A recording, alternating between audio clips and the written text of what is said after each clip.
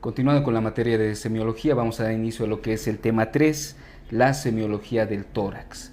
Vamos a tocar en este tema, como el tórax abarca lo que es la parte neumológica y cardiovascular, vamos a ver lo que es la semiología del aparato respiratorio y semiología del aparato cardiovascular. Bueno, como podrán ver en la diapositiva, vamos a tener una columna destinada a lo que es el aparato respiratorio y vamos a comparar inmediatamente con la semiología del aparato cardiovascular, así para hacerlo un poco más dinámico. Bueno, vamos a empezar con lo que es la enfermedad actual en el aparato respiratorio, ¿no? El síntoma dolor, el dolor a nivel de la caja torácica o a nivel pulmonar, ¿no? Puede ser local, puede ser irradiado por las fibras nerviosas o puede ser referido, es decir, un dolor más profundo, ¿no?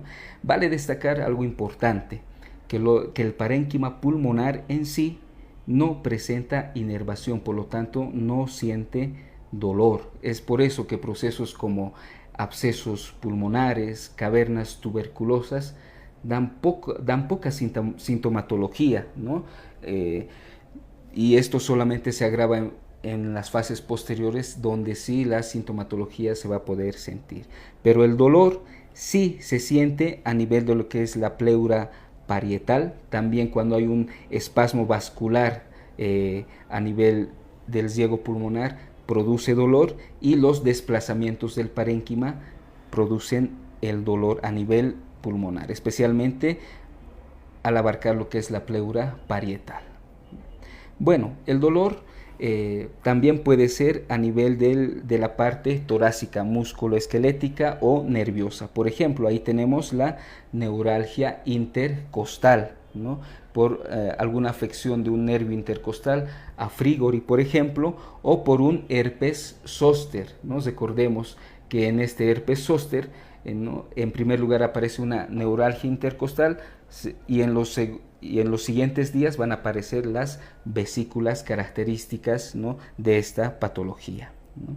Luego, las fracturas costales también pueden producir un dolor más musculoesquelético, ¿no? Estas fracturas costales ocurren en la unión del tercio anterior con el tercio medio, ¿no?, por esta región, y las costillas más afectadas son las que se encuentran entre la quinta y la décima costilla, ¿no? Generalmente los tumores y metástasis no tienen por qué producir dolor, pero si un tumor o una metástasis produce dolor a nivel de la caja torácica, es que ya nos indica una infiltración maligna. Y tenemos otro tipo de dolor, que es el síndrome de Tietze, ¿no?, que se produce a nivel de los segundos cartílagos intercostales, ¿no?, y es característico sobre todo de mujeres jóvenes, ¿no? Luego, otro síntoma característico en esta enfermedad actual a nivel del aparato respiratorio vendría a ser la disnea. La disnea tiene, para su definición semiológica, una parte subjetiva y una parte objetiva. La parte subjetiva es la que siente el paciente y la podemos representar como esa sensación de sed de aire que presenta, ¿no? Y la parte objetiva, pues, es lo que nosotros podemos observar, ese esfuerzo respiratorio que está realizando el paciente, ¿no? Entonces, disnea, sed de aire más el esfuerzo respiratorio que se puede apreciar en este, ¿no? Bueno, y tocando lo que es la disnea, pues dos términos importantes a tener en cuenta, lo que es la bradipnea y la taquipnea, que vendría a ser disminución de la frecuencia respiratoria, aumento de la frecuencia respiratoria respectivamente, ¿no? La bradipnea, ¿no?, puede darse en inspiración como también en expiración. En inspiración cuando hay estenosis de la vía aérea superior, y en expiración en procesos como las crisis asmáticas, ¿no? La taquipnea también es importante diferenciarlo de lo que es la polipnea. La taquipnea es una respiración rápida, es decir, la frecuencia respiratoria va a estar aumentada, pero va a ser una respiración más superficial, ¿no? Y la polipnea de igual manera va a tener esa frecuencia respiratoria aumentada, pero las respiraciones van a ser más profundas, ¿no? Por ejemplo, la taquipnea se va a se va a poder apreciar en fracturas costales o afecciones de la caja torácica, donde va a tener el paciente una respiración más superficial y rápida. Y la polipnea se va a poder apreciar en procesos neumónicos, por ejemplo. Bueno, vamos a ver otro síntoma importante, que es la tos, ¿no? Vamos a volver a recordar que el parénquima pulmonar no tiene una inervación, por lo tanto no siente dolor, ¿no? Es por lo que las cavernas y los abscesos no producen muchos síntomas, ni siquiera tos, solamente en etapas posteriores. Algunos tipos de tos a tener en cuenta: esa tos seca, ¿no? Que no produce expectoración, ¿no? Esa tos húmeda que sí produce expectoración y flemas, ¿no? Una tos apagada, una tos acoplada, emetizante y contenida, ¿no? La tos apagada es característica de los ancianos, ¿no? Por debilidad de la musculatura respiratoria y accesoria, ¿no? La tos acoplada, característica de lo que es la difteria. Tos emetizante es esa tos que puede llegar al vómito. Y la tos contenida se da en procesos pleuríticos. El paciente no quiere toser, ¿no? Y va conteniendo esa tos, pero cuando ya no puede contenerla más, vendría a ser una tos dolorosa y superficial. Bueno, otro síntoma vendría a ser la expectoración, que vendría a ser ese acto de nosotros, por medio de la tos, arrancar flemas, ¿no? Para poder expulsarlas. La vómica, de igual manera, es la eliminación, ¿no? Ya sea de líquido o de pus por la cavidad bucal. Esta vómica puede tener un origen torácico, por ejemplo, algunos abscesos pulmonares, ¿no? O extratorácico, incluso como abscesos hepáticos. Luego es importante ver lo que es la hemoptisis.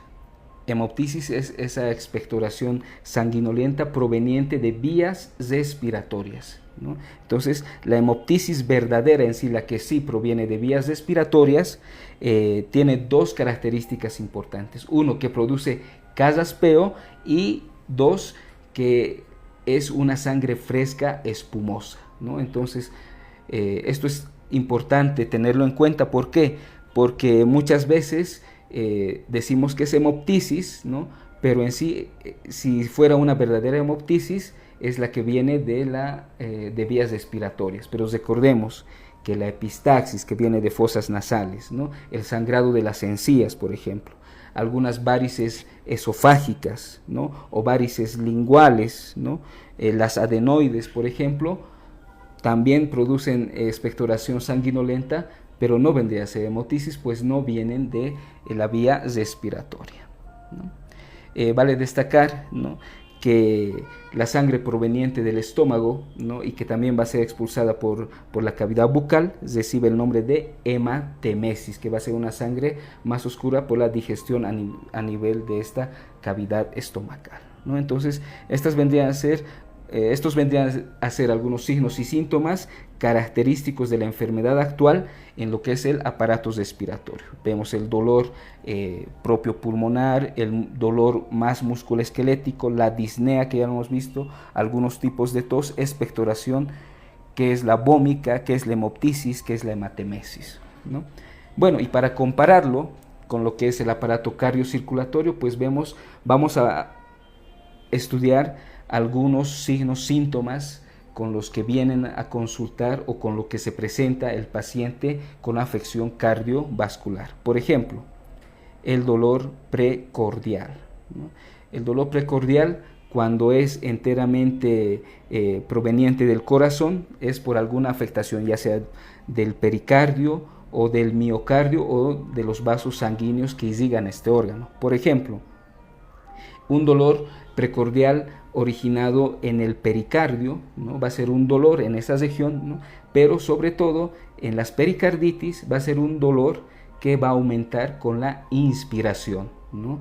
Y recordemos también que algunos pacientes, por ser un dolor muy fuerte que aumenta en la inspiración, adquieren una posición mahometana, ¿no?, para calmar ese dolor.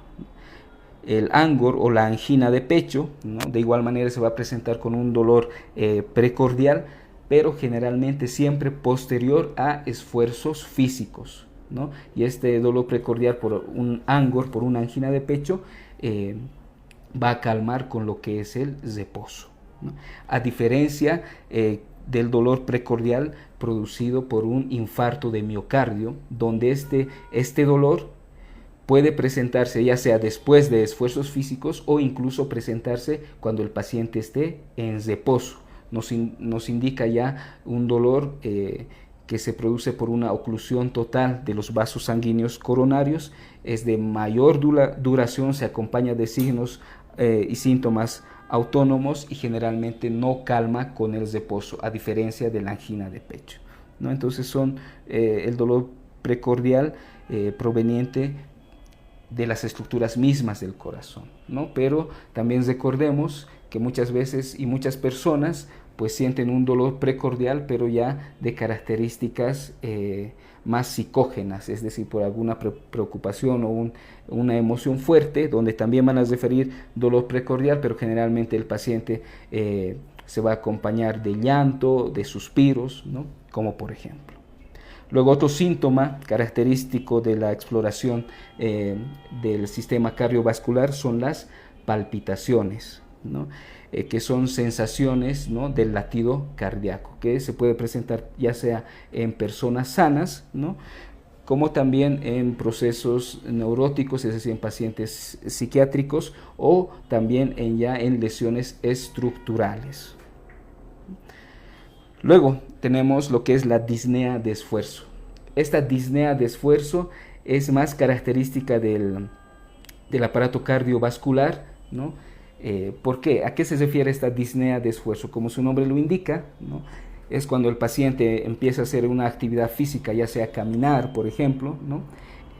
Este paciente al caminar ya mayor distancia va a empezar a tener una disnea que poco a poco se va a ir agravando. Esta disnea ya agravada se puede acompañar de palpitaciones, alteración en la temperatura de las extremidades, lo que va a obligar al paciente a ponerse en reposo. Cuando el paciente se pone en reposo, pues también calma la disnea. Esto se debe ya a que la bomba cardíaca está siendo afectada por ese esfuerzo físico que le está exigiendo más gasto cardíaco. Otro término importante vendría a ser la ortopnea. Ortopnea o la disnea por decúbito, ¿no? Los pacientes con afectación del corazón izquierdo principalmente, ¿no? Recordemos que la afección del corazón izquierdo hace que regurgite sangre y se acumule líquido a nivel pulmonar, ¿no? Entonces, cuando un paciente con estas características se encuentra en posición vertical, ¿no?, por efecto de la gravedad, ese líquido se va acumulando en las partes inferiores de los pulmones, en sus lóbulos inferiores, ¿no?, y la parte superior de estos pulmones pues va a tener todavía alguna ventilación. Entonces, ¿qué sucede cuando este tipo de pacientes lo ponemos en una posición echada o en decúbito dorsal? Todo ese líquido que se encontraba en la parte inferior, ¿no?, al echarse el paciente va a recorrer todo lo que es los pulmones en su parte posterior, lo cual va a dificultar totalmente la respiración. Entonces, ¿qué va a sentir el paciente? Pues esa sed de aire, de ponerse otra vez en posición vertical para poder mejorar su respiración. A eso se refiere la ortopnea o disnea por decúbito. Luego lo que es el asma cardial generalmente es un signo que se produce sobre todo en las noches, donde el paciente se despierta súbitamente, ¿no?, con esa sensación de disnea, ¿no?, y incluso puede aparecer con cierta angustia, y este asma cardial nos indica una insuficiencia del ventrículo derecho de forma aguda. Como podemos ver ahora en las imágenes, ¿no?, algunas imágenes representativas, tenemos aquí lo que es una imagen de un herpes zóster o culebrilla, ¿no? Seguramente en este paciente, días anteriores esto va a estar precedido de una neuralgia intercostal, y vemos aquí esas microvesículas, ¿no?, rodeadas de un halo eritematoso que siguen un trayecto metamérico, ¿no? Esas son las lesiones características del herpes zóster. Vemos aquí esas fracturas costales, ¿no?, en esa región entre el tercio anterior y tercio medio. Vemos aquí los segundos cartílagos costales afectados en lo que es el síndrome de Tietze en mujeres jóvenes, ¿no? Aquí vemos lo que es la hemoptisis. Recordemos que hemoptisis verdadera es hablar de esa sangre proveniente de esa expectoración sanguinolenta proveniente de vías respiratorias superiores, y sus dos características principales: casaspeo y sangre roja rutilante espumosa. Tenemos aquí una imagen del dolor precordial. Recordemos que esta se irradia a lo que es el cuello y de igual manera a la extremidad superior izquierda. Luego tenemos aquí una imagen que nos representa lo que es la disnea de esfuerzo, donde esta persona, ¿no?, al hacer un esfuerzo físico, poco a poco empieza a sentir una disnea más progresiva que se puede acompañar de palpitaciones, incluso pérdida de conciencia. Esta imagen que viene también es importante, nos indica un paciente en actitud ortopneica, ¿no?, donde facilita la respiración por esa afección cardíaca que seguramente presenta, ¿no? La última imagen nos indica una crisis, un asma cardial. Bueno, ya habíamos visto lo que es la parte del interrogatorio, la enfermedad actual, pues ahora pasamos a lo que es la exploración física. Y como sabemos, vamos a ver parte por parte. Empezamos por la inspección, palpación, percusión y auscultación, ¿no? En la inspección vamos a empezar por lo que es el aparato respiratorio, ¿no? Algo que nos va a llamar a simple vista la atención va a ser la cianosis. ¿Qué es la cianosis? Esa coloración azulada de piel y mucosas, ¿no? Hay varias causas de cianosis, ¿no? Por ejemplo, alteraciones en la ventilación-perfusión, una hipoventilación, ¿no? Los ambientes cerrados o alturas elevadas también afectan a lo que es la oxigenación, alteración en la difusión de los gases, ¿no?, de igual manera. Entonces, todos esos ejemplos que les he dado anteriormente, si nosotros ponemos oxígeno al paciente, pues hay una mejoría en su oxigenación, ¿no? Pero existe una alteración que se denomina alteraciones por cortocircuito, donde los alvéolos pulmonares están llenos, puede ser de líquido o de un contenido purulento o inflamatorio, ¿no? Es decir, los alvéolos están ocupados, ¿no? Y las arterias y los capilares que rodean estos alvéolos están bien, tienen buena circulación, ¿no? Entonces ese es un cortocircuito, ¿no? Hay una buena vascularización, pero una mala ventilación alveolar, ¿no? En estos pacientes, ¿quiénes van a ser estos pacientes? En primer lugar, pacientes, por ejemplo, con neumonías. Ese es un ejemplo de un mecanismo de cortocircuito. Las atelectasias también otro ejemplo. Si a estos pacientes les ponemos oxígeno, pues van a responder muy poco a ¿no? Bueno, algunas fases importantes a ver en lo que es la parte del aparato respiratorio. La fase es disneica, ¿no?, donde el paciente va a tener esa falta de necesidad de aire, mucho esfuerzo físico, ¿no? La cara va a representar angustia, ¿no?, ligera protrusión de los ojos y esa cianosis central que se va a poder observar a nivel de los labios, por ejemplo, a nivel de la punta de la nariz, de los lóbulos de las orejas, ¿no?, incluso en los pulpejos de los dedos va a estar acompañante en esta facies disneica, ¿no? Otra facies importante es la facies neumónica. De igual manera va a haber aleteo nasal, cierto grado de angustia en la cara del paciente, ¿no?, esfuerzo respiratorio, ¿no? Pero algo importante, a diferencia del anterior, que en la facies neumónica no va a existir esa cianosis central. La facies mediastínica. Importante es recordar esta facies, ¿no? ¿En qué consiste esta facies mediastínica? ¿No? Son pacientes que se van a presentar con la cara, el cuello y la parte superior del tórax edematizado, ¿no? Un aumento de volumen en todas estas regiones, incluso va a haber ingurgitación yugular.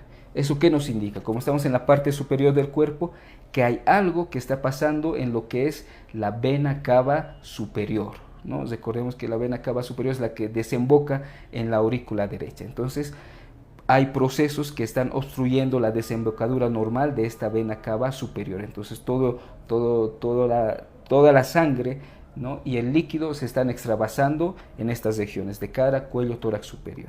¿Y qué procesos obstruyen generalmente a esta cava superior? Procesos malignos, los tumores microcíticos, principalmente de pulmón pueden dar esta facies, ¿no? Otros también la llaman facies en esclavina, pues haces recuerdo a la esclavina que le ponían a los esclavos antiguamente, ¿no?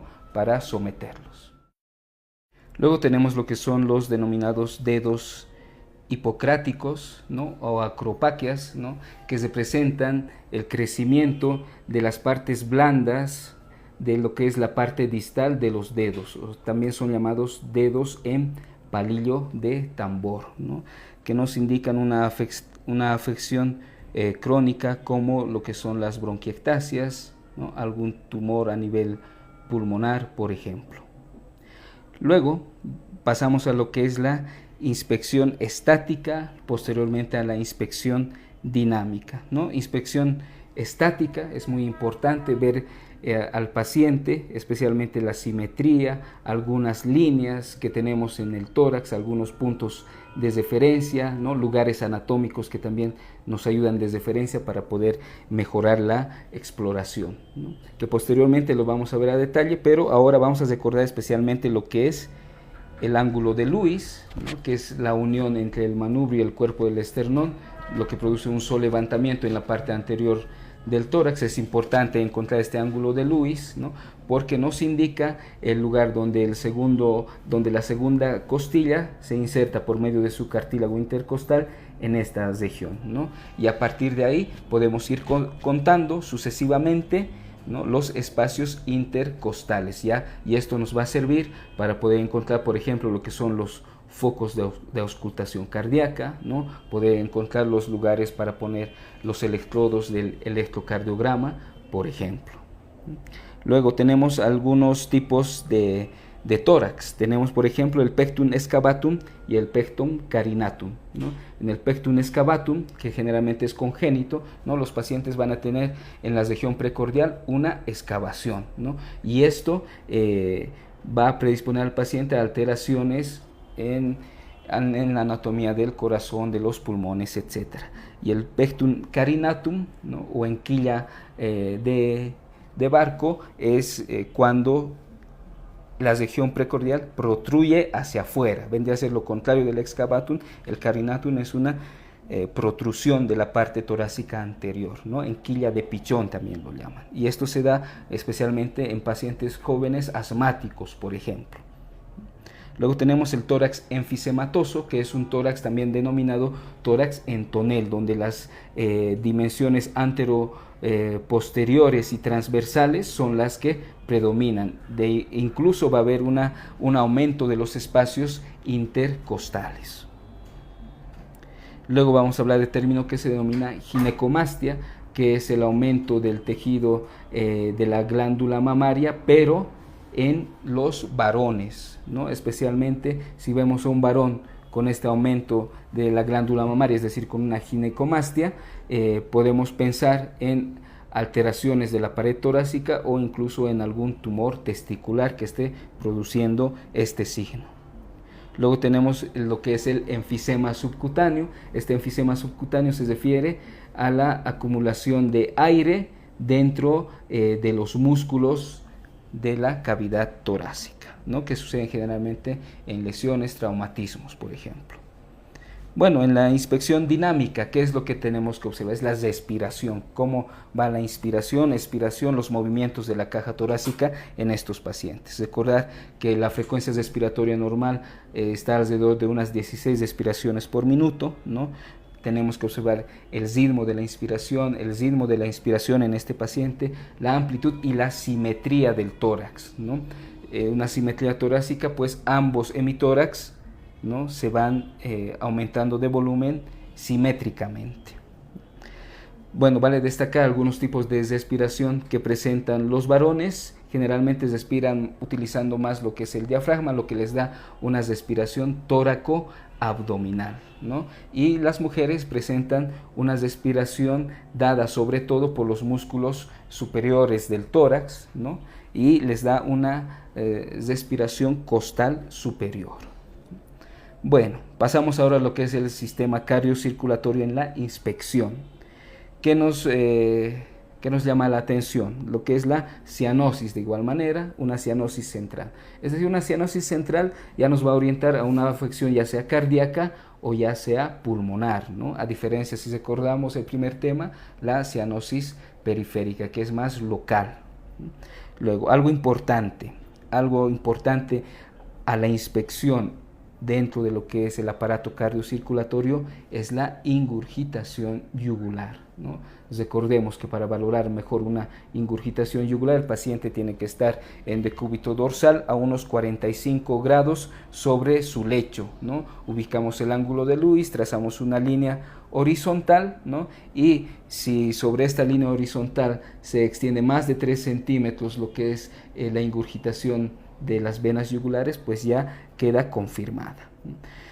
Vale destacar que esta ingurgitación yugular se presenta en varios procesos, especialmente que afecten al corazón derecho.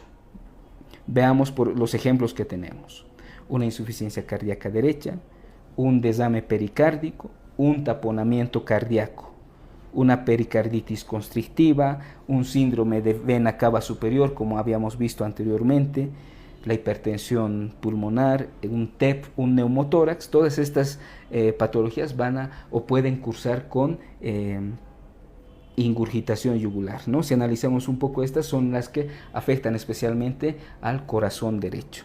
Vale recordar aquí, dentro de lo que es la pericarditis constrictiva, el signo de Kussmaul, ¿no? Bueno, normalmente, ¿no?, nosotros cuando inspiramos, ¿no?, aumentamos el retorno venoso hacia el corazón, ¿no? Por lo tanto, si nos imaginamos aquí la vena yugular y la aurícula derecha, cuando nosotros inspiramos, lo normal es que la sangre entre a esta aurícula derecha. En el signo de Kussmaul, por esa pericarditis constrictiva que existe, pasa todo lo contrario. El paciente con pericarditis constrictiva, al inspirar, la sangre se queda ahí en la vena yugular. Entonces la ingurgitación yugular en la inspiración de estos pacientes con pericarditis constrictiva, ¿no?, es más notoria. Bueno, y vemos aquí algunas imágenes, ¿no?, que nos sirve desde paso. Esta vendría a ser la facies disneica, ¿no?, característica con esa cianosis que tiene el paciente, esa angustia, ese esfuerzos respiratorios que presenta, ¿no? Esta es la cianosis central, que las recordamos que puede aparecer a nivel de los pulpejos de los dedos, labios, ¿no?, principalmente. Estas son las acropaquias o dedos en palillo de tambor, ¿no? Aquí tenemos la famosa facies en esclavina, ¿no? Miren cómo hay un edema generalizado en lo que es la parte del rostro, cuello y tórax superior, acompañado de ingurgitación yugular en este paciente. Esta es la manera de ubicar lo que es el ángulo de Lewis, ¿no? Y como vemos en la imagen, nos sirve para poder encontrar los espacios intercostales que nos sirven de referencia. Tenemos aquí un tórax excavatum, pectum excavatum, y un pectum carinatum, ¿no? Este es el tórax en tonel, característico de los pacientes enfisematosos, ¿no?, donde predominan los diámetros transversos y anteroposteriores. Este es el tórax sifoescoliótico, ¿no?, esa sifoescoliosis, ¿no?, que por esa dirección, ¿no?, que presenta la columna vertebral de caja torácica, pues va a modificar totalmente la posición anatómica normal, ya sea de los pulmones y el corazón, predisponiendo a estos pacientes, como vemos en la imagen, a afecciones respiratorias y cardíacas, ¿no? Aquí tenemos un ejemplo de lo que es la ginecomastia, ¿no?, en un varón. Ya dijimos que es importante pensar en tumores testiculares y alteraciones de la caja torácica. Luego tenemos estos tipos de respiración en los varones, esa respiración tóraco-abdominal y costal superior en las mujeres, ¿no? Y aquí tenemos la famosa ingurgitación yugular, característica de varias enfermedades, especialmente las que afectan al corazón derecho. Pasamos a lo que es la palpación, ¿no? Vamos a ver cómo nosotros utilizamos la palpación en el aparato respiratorio, ¿no? Algo importante, a explorar por medio de la palpación vendrían a ser las vibraciones torácicas, ¿no? Estas vibraciones torácicas consisten en palpar, ¿no? Cómo estas vibraciones, ¿no?, son transmitidas por la caja torácica en el momento que el paciente habla, ¿no?, especialmente palabras que contengan la letra R, como por ejemplo 33, ¿no? Entonces, al momento de que el paciente va diciendo esas palabras de 33, 33, nosotros vamos palpando, ¿no?, y vemos que esas vibraciones sean transmitidas por esta caja torácica, ¿no? Por ejemplo, las vibraciones torácicas van a estar aumentadas en procesos condensatorios. Por ejemplo, las neumonías o algún tumor sólido, pues van a aumentar estas vibraciones torácicas. ¿Por qué? Porque el líquido, ¿no?, transmite mejor a estas vibraciones. Y va a suceder todo lo contrario, una disminución de las vibraciones torácicas en procesos como laringitis, ocupación bronquial o hipoelasticidad. Bueno, luego tenemos lo que es el frémito pleural en procesos de pleuritis o desames pleurales, ¿no?, donde se puede palpar mejor en la inspiración, pero esto solamente en algunos pacientes. Y como podemos observar, tenemos lo que es la amplexación, ¿no? La amplexación nos sirve para que nosotros podamos explorar la distensibilidad de los pulmones y la caja torácica. ¿En qué consiste? Puede haber una amplexación en la parte superior del tórax y también en la parte inferior, ¿no? Ponemos los dedos pulgares sobre las apófisis espinosas del paciente, ¿no?, y extendemos los dedos en los emitórax respectivos. Le pedimos al paciente que inspire, expire varias veces, ¿no?, y lo normal es que haya una separación igual de ambas manos, ¿no? En algunos procesos, tal vez un neumotórax del lado derecho, un desame del lado derecho, esta amplexión solamente va a suceder en un solo lado, ¿no?, y el lado afectado no va a tener esa distensibilidad normal, ¿no?, como aquí podemos observar en las imágenes. Bueno, y la palpación en el aparato cardiocirculatorio, ¿qué maniobras podemos recordar? Por ejemplo, tenemos ahí la maniobra del reflujo hepato-yugular, ¿no? ¿En qué consiste esto? Nosotros ponemos al paciente en decúbito dorsal, ¿no?, y presionamos sobre el reborde costal derecho, ¿no?, y si por esa presión en esa región aparece ingurgitación yugular en el paciente, pues es un reflejo hepatoyugular positivo. Esto ya nos indica una insuficiencia cardíaca que generalmente puede ser del lado derecho o mixta, ¿no? Luego es importante a la palpación poder encontrar el latido de punta, que generalmente es más valorable en sujetos delgados. ¿Dónde se sitúa este latido de punta? Tenemos que encontrar la intersección entre lo que es la línea medio clavicular y el quinto espacio intercostal, ¿no? En ese punto, un poco por dentro, en ese lugar tenemos que palpar el latido de punta. Para poder ayudarse, podemos poner al paciente en decúbito lateral izquierdo y palpar esa región que hemos encontrado, ¿no? Luego tenemos lo que es el frémito o tril. ¿En qué consiste este signo? Que de igual manera se explora con la palpación, ¿no? En sí, para resumirlo, el frémito o tril es un soplo palpable, ¿no?, que por esa expulsión, por ese chorro sanguíneo que está siendo expulsado por una válvula afecta, como por ejemplo en la estenosis mitral, puede encontrarse un frémito o tril, un soplo palpable.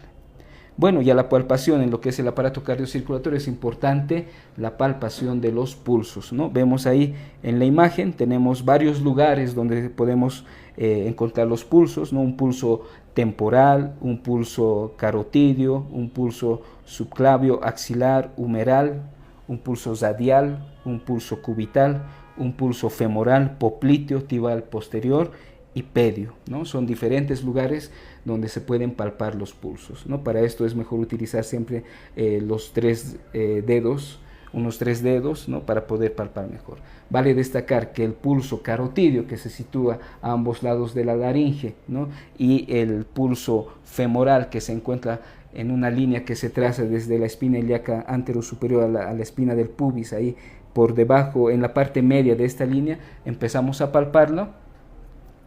es el pulso femoral, ¿no? Como les decía, este pulso femoral y el pulso carotidio son los más fidedignos, pues nos dan una información de la circulación central del organismo, ¿no? Pero en la clínica generalmente el pulso radial, aunque no es tan fidedigno, es el más usado.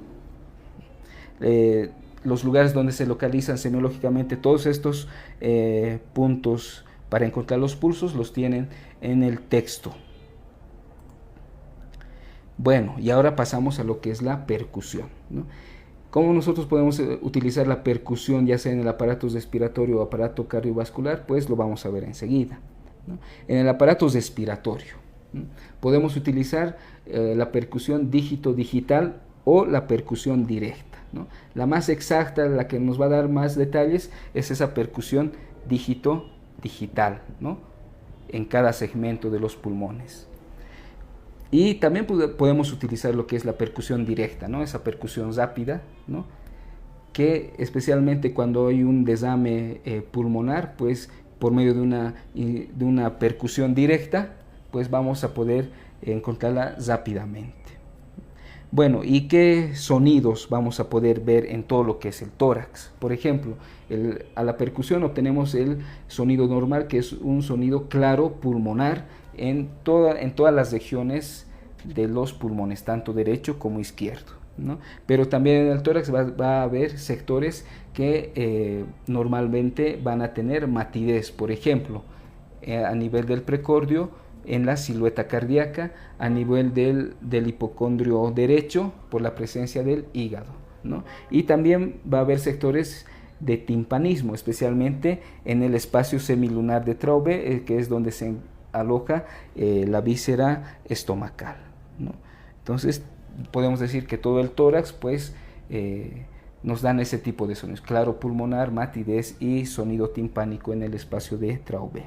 Esto a nivel del aparato respiratorio. En el aparato cardiocirculatorio en sí, la percusión es de poca utilidad, ya no se utiliza mucho. Generalmente la dígito digital es la que se utilizaba y servía solamente para delimitar los límites cardíacos en el mediastino. Bueno, pasamos ahora a lo que es la auscultación. Auscultación tanto en el aparato respiratorio como en el aparato cardiovascular es muy importante, ¿no? Entonces empezaremos con la auscultación de lo que es el aparato respiratorio. El sonido normal a la auscultación se denomina murmullo vesicular, ¿no? Entonces nosotros nos ponemos el estetoscopio, ¿no?, en los lugares más audibles a nivel de la caja torácica, que vendrían a ser en la región axilar, en la región subclavicular y en la región subescapular. Son los lugares donde mayor audición, donde podemos obtener un mejor sonido de los pulmones, ¿no? Entonces, ¿en qué consiste este murmullo vesicular normal, ¿no?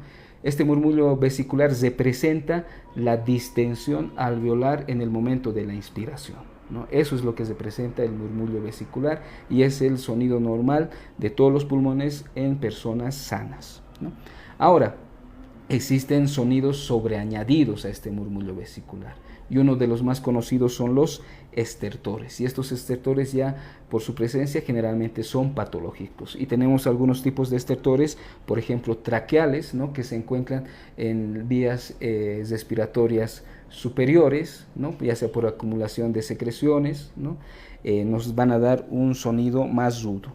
Luego tenemos lo que son los zoncus y sibilancias, ya que nos indican una afección de la vía respiratoria, pero más fina, los bronquios más finos, pequeños, ¿no?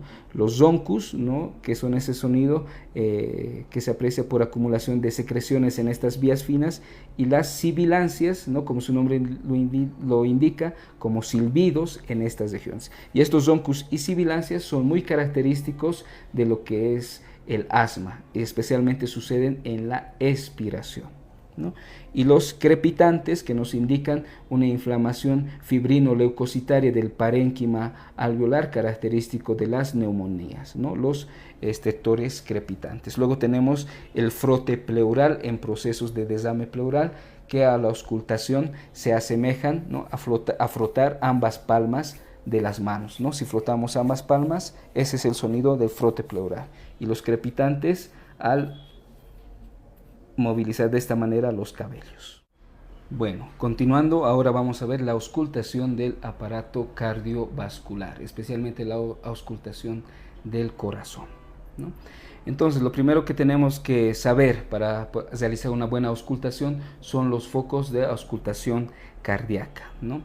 Y para esto lo vamos a explicar posteriormente en el maniquí, pero van a destacar que existe un foco aórtico, mitral, tricuspidio y pulmonar, ¿no? Y también un foco accesorio de ERP para la parte aórtica, ¿no? Vale destacar, ¿no?, que a la auscultación vamos a poder encontrar dos ruidos. El primer ruido, que va a estar dado por lo que es la válvula mitral y la tricúspide, y un segundo ruido que se va a originar por el cierre de las válvulas semilunares pulmonar y aórtica. De igual manera, podemos encontrar lo que es un tercer ruido y un cuarto ruido, ¿no? El tercer ruido se va a originar cuando hay un llenado rápido de lo que es el ventrículo izquierdo, y el cuarto ruido se va a originar por una contracción brusca de las aurículas, ¿no? El tercer y cuarto ruido generalmente son patológicos, especialmente el cuarto. Bueno, los soplos de manera general, ¿cómo los podemos clasificar? En soplos sistólicos y soplos diastólicos, ¿no? Y ¿en qué entidades se van a poder observar los soplos? En afecciones valvulares, ya sea una estenosis valvular o una insuficiencia valvular, nos van a dar estos soplos, ya sean sistólicos y diastólicos, ¿no? Para esto, vean por favor la imagen de la diapositiva, ¿no? Esta imagen inferior nos representa lo que es el primer ruido, el segundo ruido, ¿no? Hay un espacio entre ellos que vendría a ser la sístole. Después del segundo ruido hay un espacio más prolongado antes del siguiente latido, y este siguiente latido de igual manera tiene su primer ruido, su sístole, su segundo ruido, la diástole. Luego viene el otro latido con su primer ruido, sístole, segundo ruido, diástole, y así sucesivamente, ¿no? Este es un esquema importante, especialmente para poder localizar nosotros a la auscultación, al sonido, en qué lugar se encuentra la sístole y en qué lugar se encuentra la diástole, ¿no? Si los representamos, ¿no?, sabemos que el corazón tiene ese sonido de loop dup, loop dup, loop dup. El loop vendría a ser lo que es el primer ruido, y el dup el segundo ruido. Loop dup, loop dup, loop dup, loop dup. Entonces nosotros ya tendríamos que identificar en qué lugar se encuentra la sístole y la diástole. Loop dup, loop dup, loop dup, loop dup, ¿no? Entonces, conociendo esto, ¿no?, los soplos sistólicos, ¿cómo lo podemos ejemplificar, ¿no? Si realizamos esto, un soplo sistólico se tendría que encontrar en la sístole,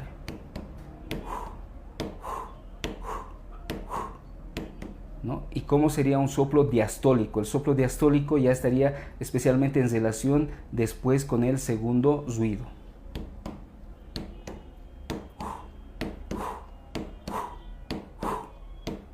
¿no? Entonces esa vendría a ser la mínima diferencia, que un soplo sistólico, ¿no?, se encontraría entre el primer y segundo ruido, y un soplo diastólico después del segundo ruido, y esto tendríamos que ser capaces de verlo a la auscultación, ¿no? Bueno, continuando ahí con la explicación, vamos a ver algunos aspectos especiales, ¿no?, en lo que es la exploración tanto de la parte respiratoria como de la parte aórtica, ¿no? Miren esta imagen, por favor. Tenemos aquí lo que es una respiración en reposo. Inspiración, expiración, inspiración, expiración. Pero tenemos algunos tipos de respiraciones ya que nos indican patologías. Por ejemplo, la respiración de Cheyne-Stokes, ¿no? Esta respiración, como podemos observar, hay un aumento en la frecuencia, posteriormente disminuye la frecuencia y hay un momento de apnea. Luego posteriormente la respiración empieza a aumentar progresivamente, disminuye y otra vez un periodo de apnea. Esa es la respiración de Cheyne-Stokes. ¿Y qué nos indica esta respiración? Si vemos algún paciente con esas características, que probablemente esté teniendo una isquemia cerebral en ese momento. Luego tenemos la respiración de Biot. Esta respiración de Biot, ¿cómo es? Son respiraciones normales aparentemente y de repente aparece un periodo de apnea y otra vez comienza una respiración normal. Respiración normal, apnea, respiración normal. Esa es la respiración de Biot. Y esta respiración de Biot nos indica una lesión del centro respiratorio a nivel del bulbo. O sea, es una lesión ya más neurológica. Luego tenemos la respiración de Kussmaul, ¿no? Que es una respiración rápida y profunda. Es decir, combina lo que es la taquipnea con la polipnea. De esa manera, ¿no? Y que nos indica esto en procesos de acidosis, por ejemplo, un coma urémico, ¿no? Una cetoacidosis diabética, por ejemplo, son pacientes que pueden presentar este tipo de respiración. Bueno, luego tenemos, como vemos en la imagen, lo que es una triada que se denomina la encefalopatía respiratoria. Encefalopatía respiratoria, el nombre nos indica que la parte encefálica está siendo afectada por algún proceso respiratorio, ¿no? Por ejemplo, esta encefalopatía respiratoria se va a poder observar en pacientes con una insuficiencia respiratoria ya, pero de larga data o muy agravada, ¿no? Y esta encefalopatía respiratoria tiene tres acápites importantes. Uno, cefalea, por esa vasodilatación producida por el acúmulo de dióxido de carbono.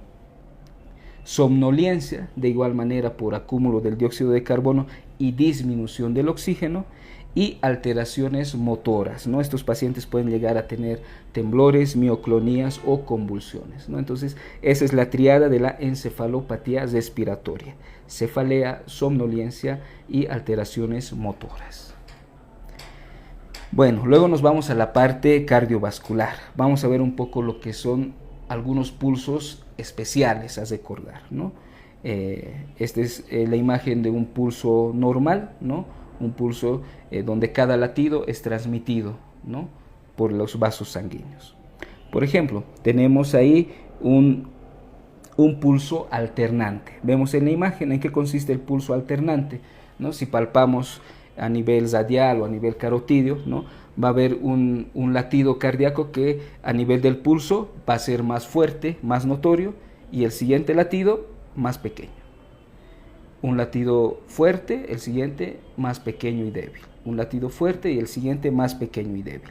Ese es el pulso alternante. ¿Y en qué casos se van a dar? En casos de insuficiencia cardíaca avanzada. ¿Y esto a qué se debe, no? Cuando el corazón ya está casi totalmente insuficiente, va a haber momentos en que el corazón, en que los ventrículos del corazón, especialmente el ventrículo izquierdo, se va a llenar totalmente, ¿no? Y por lo tanto al producirse la sístole, esto se va a transmitir con un buen latido a nivel del pulso.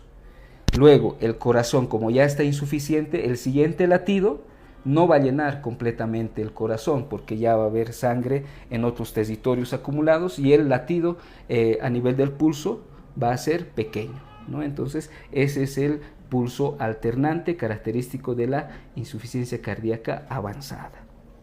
Luego tenemos el pulso bigémino. El pulso bigémino, ¿en qué consiste? En dos latidos a nivel del pulso seguidos entre sí. 1, 2 latidos. El siguiente, 1, 2 latidos. Y así sucesivo. 1, 2 latidos. ¿Y en qué casos se van a dar esto? Por ejemplo, el pulso bigémino es muy característico de la intoxicación digitálica, ¿no? Recordemos que la digoxina, que es un fármaco digitálico, ¿no? Es muy utilizado en pacientes con insuficiencia cardíaca, ¿no? Y si se pasan en la dosis, pues ya vemos que pueden tener un pulso bigémino, ¿no? Bueno, luego tenemos lo que es el pulso magnus y su antagonista, que vendría a ser el pulso parvus o tardus. El pulso magnus, que es un pulso muy notorio, alto, muy fuerte, y el pulso parvus, un pulso pequeño y débil, ¿no? El pulso magnus es muy característico de la insuficiencia aórtica, ¿no? También se puede presentar en otros procesos como fiebre, anemia crónica, hipertiroidismo, hipertensión, etcétera, ¿no? Pero recordemos, pulso magnus, insuficiencia aórtica. Y el otro pulso que les mencioné, el pulso parvus y tardus, es muy característico de la estenosis aórtica, ¿no? Entonces recordemos estos dos pulsos casi antagonistas. Bueno, y luego tenemos lo que es el pulso paradójico, ¿no? El pulso paradójico, como vemos en la imagen, ¿no? Tenemos varios latidos, ¿no? Y de repente, cuando el paciente inspira, ¿no? Estos pulsos disminuyen. En la expiración, otra vez los pulsos son normales, pero cuando el paciente inspira, el pulso disminuye, ¿no? Bueno, esto se produce por una disminución, ¿no? De la presión arterial, ¿no? Como seguramente lo van a observar en la parte de cardiología, pero recuerden, el pulso paradójico es muy sugestivo de taponamiento cardíaco. Como el taponamiento cardíaco es muy sugestivo de que el paciente tenga un pulso paradójico. Bueno, y a nivel de los soplos cardíacos, ya dijimos que pueden ser sistólicos o diastólicos. Vale recalcar, como vemos aquí en la imagen, que generalmente los soplos aórticos, ¿no? Se auscultan en el foco aórtico, ¿no? También en el foco accesorio de ERP, ¿no? Pero pueden irradiarse a lo que es la carótida, ¿no? Y los soplos pueden ser también audibles a nivel de esta carótida. Luego también los soplos mitrales, por afección de esta válvula, ¿no? Se auscultan bien en lo que es el foco mitral, pero generalmente estos soplos de esta válvula mitral se irradian hacia la axila, ¿no? Generalmente. Bueno, y los otros soplos muy audibles en sus respectivos focos de auscultación. Bueno, luego tenemos la toma de la presión arterial. Recordemos que para tomar la presión arterial a un paciente, este tiene que estar en reposo aproximadamente unos 10 a 15 minutos, tiene que estar tranquilo, ¿no? Haber tomado café, no haber fumado, para tener una buena medición de la presión arterial, ¿no? Y ¿qué valores nos van a importar? El valor sistólico y el valor diastólico de la presión arterial. Nosotros, al inflar el manguito del esfingomanómetro, ¿no? Ocluimos totalmente lo que es la arteria humeral, ¿no? Por lo tanto, el sonido, el latido que tiene esta arteria, nosotros ya no lo vamos a poder escuchar, ¿no? Entonces, cuando ya empezamos a desinflar este esfingomanómetro, ¿no?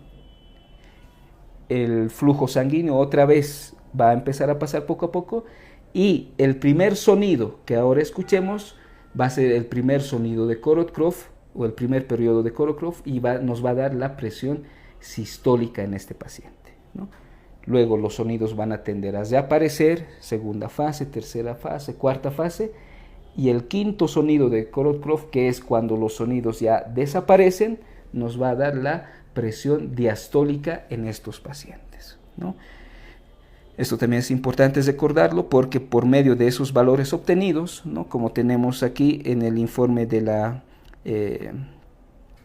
hipertensión arterial, ¿no? Tenemos esta clasificación, ¿no? Del JNC, de su 7º congreso, cuando se clasifica una presión arterial normal, una prehipertensión y cuando ya se denomina hipertensión arterial, ¿no? Que vendría a ser arriba de 140 la sistólica y arriba de 90 milímetros de mercurio la diastólica, ¿no?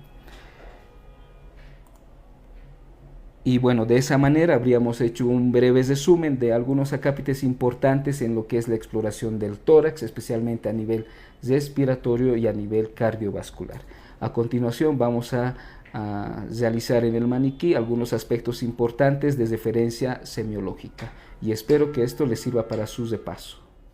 Bueno, para finalizar este sector de semiología de tórax, vamos a ver algunos acápites semiológicos importantes, tanto en lo que es la exploración del aparato respiratorio como del aparato cardiovascular, ¿no? Empezamos en lo que es la inspección estática, recordar algunas líneas de referencia, especialmente en la parte anterior del tórax. Tenemos aquí las líneas medio claviculares, las líneas paraesternales, tanto derecha como izquierda, ¿no? Tenemos la imagen del esternón, que nos permite trazar las líneas paraesternales derecha e izquierda, ¿no?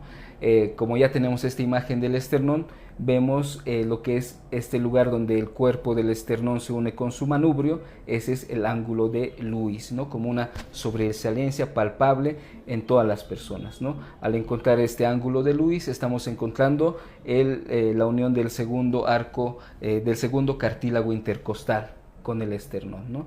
Y esto nos sirve ya posteriormente de esta manera ir encontrando los espacios intercostales sucesivos, ¿no? Y esto nos va a servir para nosotros poder identificar los puntos de auscultación, como había mencionado anteriormente, o incluso los lugares donde se ponen los electrodos para el electrocardiograma, ¿no? Entonces recordamos lo que es estas líneas, ¿no? Y también vamos a mencionar que en la parte posterior del tórax tenemos algunas líneas y áreas de referencia, ¿no?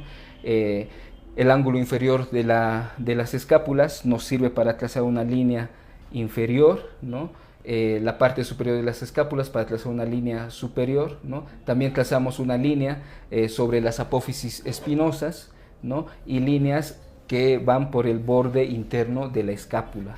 Esto nos va a permitir encontrar regiones supraescapulares, ya sean internas como externas, regiones escapulares en sí, regiones escapulovertebrales, que vendría a ser esta, y las regiones infraescapulares, tanto interna como externa. Vale descartar que para la auscultación, ¿no?, los sectores de mayor que nos va a permitir realizar una mejor auscultación son los sectores infraescapulares, por estar en contacto con las bases de los pulmones, y todo lo contrario, la región que no permite auscultar el parénquima pulmonar son las regiones escapulares, ¿no? Entonces recordemos, la región infraescapular son las que mejor transmiten los sonidos para la auscultación, ¿no? Dentro de la parte anterior, las regiones que más nos sirven para la auscultación vendrían a ser lo que es la parte infraclavicular y la región axilar, ¿no?, que permiten una mejor auscultación. Bueno, también tenemos en la parte lateral del tórax algunas líneas de referencia, que son las líneas axilares, ¿no?, que tenemos la línea axilar media, y en la parte anterior, con el reborde del pectoral mayor, la línea axilar anterior, y con el reborde del dorsal ancho, la línea axilar posterior. Esto nos da dos regiones, una región axilar y una región infraaxilar. Esto en la parte lateral del tórax. Bueno, pasamos ahora a lo que es la parte cardiovascular, especialmente es recordar lo que son los focos de auscultación cardíaca. Empezamos con lo que es el foco mitral. Para esto, el punto donde se encuentra este foco es en la intersección de la línea medioclavicular con el quinto espacio intercostal. El foco tricuspidio se encuentra en la intersección de la línea paraesternal derecha con el cuarto espacio intercostal, ¿no? Para los focos de auscultación aórtico y pulmonar es importante encontrar lo que es el segundo espacio intercostal, y su intersección con la línea paraesternal derecha nos va a dar el foco aórtico, ¿no? Y el segundo espacio intercostal, su intersección con la línea paraesternal izquierda, el foco pulmonar, ¿no? El foco accesorio de foco accesorio de este foco aórtico, se encuentra en el tercer espacio intercostal en contacto con la línea paraesternal izquierda, ¿no? Entonces, estos vendrían a ser los 5 focos aórticos: mitral, tricuspidio, pulmonar y aórtico. Y bueno, eso vendría a ser lo más importante en puntos y acápites semiológicos exclusivos a tener en cuenta. Espero todo esto les sirva para sus de paso.